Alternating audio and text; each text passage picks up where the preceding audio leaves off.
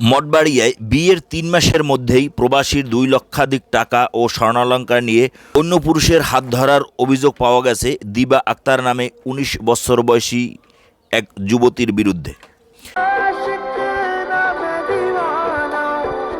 এ ঘটনায় মালয়েশিয়া প্রবাসী রাজুর নানি মঠবাড়িয়া থানাপাড়া এলাকার বাসিন্দা জয়নব বিবি ২৩ জানুয়ারি শুক্রবার মঠবাড়িয়া থানায় একটি লিখিত অভিযোগ দেন। অভিযোগ ও স্থানীয় সূত্রে জানা যায়, পিরোজপুর জেলার মঠবাড়িয়া উপজেলার ১০ নং হলতা গুলশাখালী ইউনিয়নের দক্ষিণে গুলশাখালী গ্রাম ৩ নং ওয়ার্ডের দুলাল মল্লিকের ১৯ বছর বয়সী মেয়ে দিবা আক্তারের সাথে প্রবাসী রাজুর ফেসবুকের মাধ্যমে পরিচয় ঘটে। মাত্র ৩ মাস আগে মুঠোফোনে তাদের বিবাহ হয়।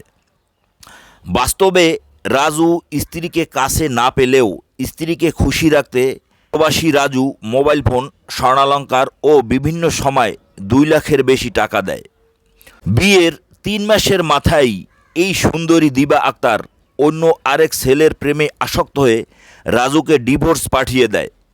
রাজুর সাথে বিয়ে হওয়ার আগেও এই দিবা আক্তারের আরও একটি বিয়ে হয়েছে বলে তার ছোট বোন অকপটে স্বীকার করে। দুলাভাইয়ের নাম কি? রাজু। হ্যাঁ, আগে একবার বিয়ে হয়েছিল। হ্যাঁ, কোথায় বিয়ে কোথায় হয়েছিল?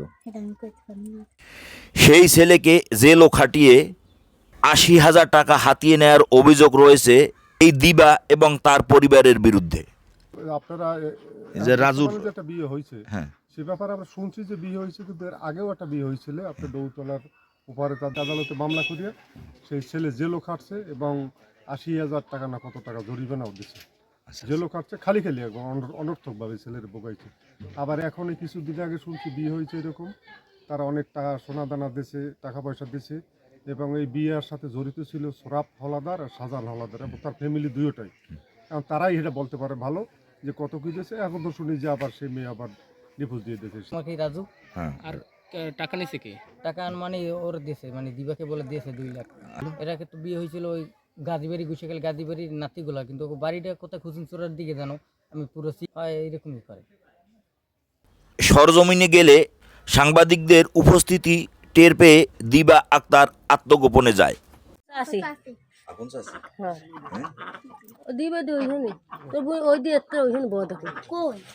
এই রাস্তা দেখছি এক বছর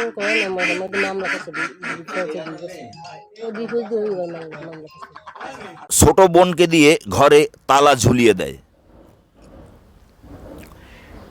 এ সময় স্থানীয় লোকজন জড়ো হলেও প্রকাশ্যে অনেকেই কথা বলতে চাননি। মানে এলাকার মানুষ তো ভয় পায় কেন? এলাকার মানুষ ভয় পায়, ওরা হইলে আসলে মানুষটা ভালো না। এর মাথা ফাড়ায়, ওর মাথা ফাড়ায়, কোপও দেয়। এমনকি আজ থেকে ৫-৭ বছর আগে আমাকে চাচাতো চাচারে এই জায়গা পাবে ঠিক কোপ দিয়ে পেডলি বাহির গেলেছিল। এই জন্য ওগুলো খুবই মানুষে ভয় পায়, যার ফলে ওগো চরিত্র ভালো না। এই জন্য মানুষে ভয়ে ভয়ে মানে কথাই কইছে না, কেউ মুখ খুলে না। হ্যাঁ, এইলে